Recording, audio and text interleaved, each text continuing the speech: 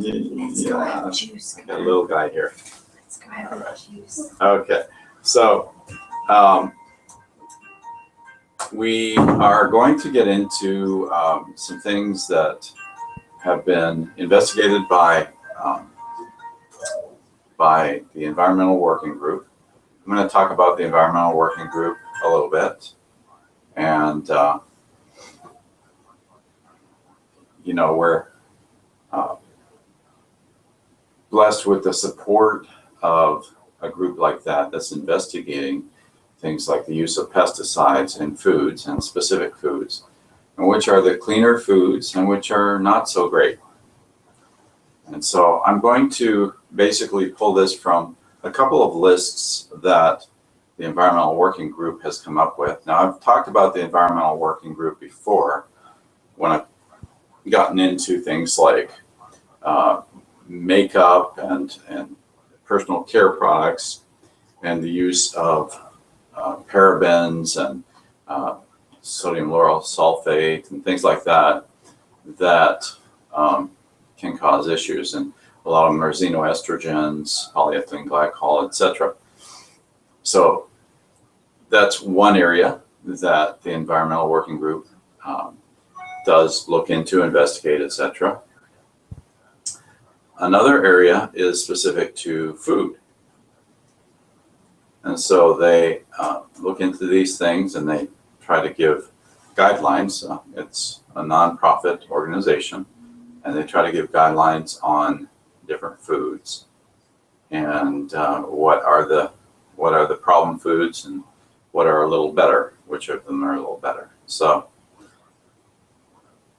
one of them specifically is strawberries. Strawberries are one of the highest foods in pesticides. And of course, we've had recently in Florida, over in Plant City, the Strawberry Festival this year.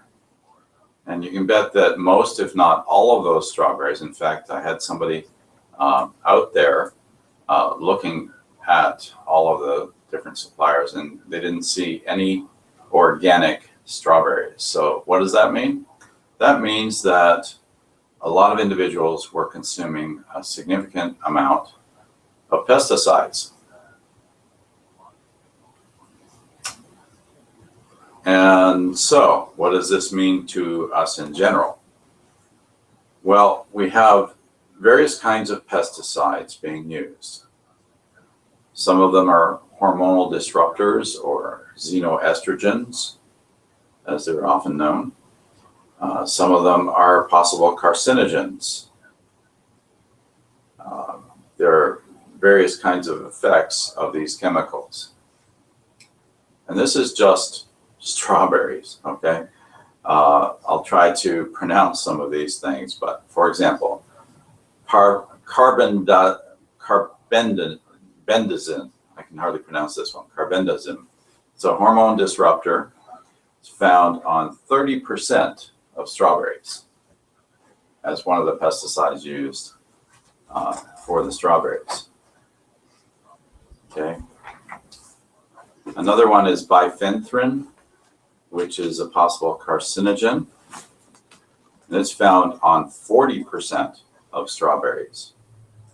So when you bite into that strawberry and you feel on your tongue that tingling going on, you can bet that tingling is pesticides that you're experiencing, okay, on your tongue. In fact, there are up to 17 different pesticides found on a single strawberry sample. And 98% of strawberries have pesticide residues. 98%. Why? Because they miss a few when they're spraying. There's some buried in there far enough that they don't get the pesticides. That's really what it is. But they're trying to spray all of them. And strawberries are one of those fruits that are sprayed and then sprayed again and then sprayed again and then sprayed again in layers of pesticides to try to keep the bugs off them.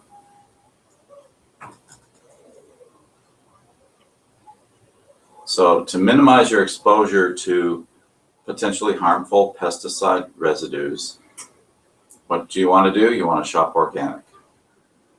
Find organic vegetables and fruits. Okay. So that's kind of a given in my way of looking at it. But for a lot of people, that's not affordable. Okay, it can be difficult to get organic foods all the time. So the Environmental Working Group came up with what they called their list of the dirty dozen. So helping people to know what to avoid when it's not organic. And then also they have a list that is helpful in a positive way called the Clean 15. So they've got the dirty dozen and the Clean 15. At the top of the dirty dozen, strawberries. Okay. You know, it's been quite a while since I've talked about food in this kind of detail in terms of what's involved in what's actually in the food, and especially relating to pesticides and specific chemicals. So I wanted to go ahead and kind of review some of those things and get into some specific guidelines.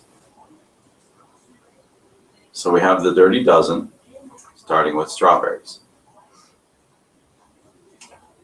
Some of you may be surprised that apples rank number 2 in the dirty dozen.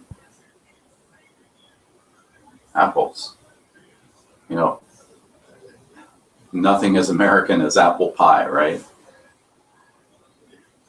Full of pesticides. Nectarines, number 3. And cousin peaches, ranking number 4. Peaches, number 4. So all of those peaches that you eat in with your, you know, as a fruit, sometimes people get it in cans, sometimes people get, you know, peaches off the shelf. If they're not organic, the pesticides are inside them and they go right to the core. They don't, it's not just on the outside. They're in the fruit.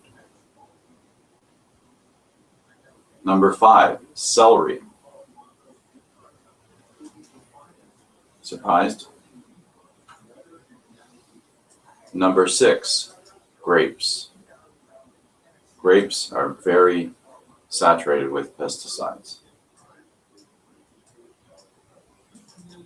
And you know, the veggie washes and all these different things that we do, that only gets what's on the surface. That's not getting what's inside. And a lot of those pesticides are inside the food.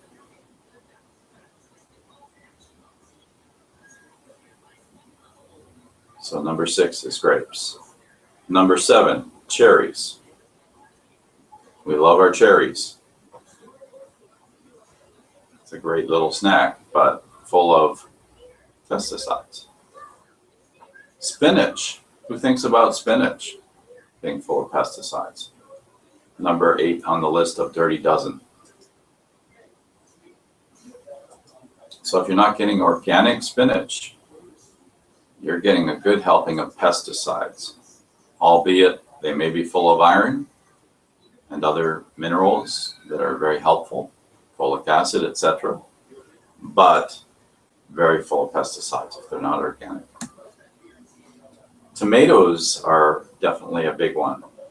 There's the regular sized tomatoes, and then we'll see a little later that cherry tomatoes are a big issue too. Sweet bell peppers are number 10 on the list. And then cherry tomatoes are number 11 on the list. And then bottoming out the dirty dozen is cucumbers.